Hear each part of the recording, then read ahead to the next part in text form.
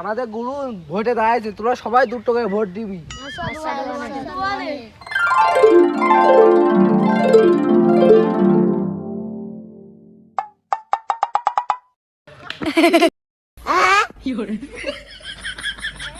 নেতা এ তো দেখছি পাগল হয়ে গেছে, নাবালক ছেলেপিলের কাছে ভোট চেয়ে বেড়াচ্ছে।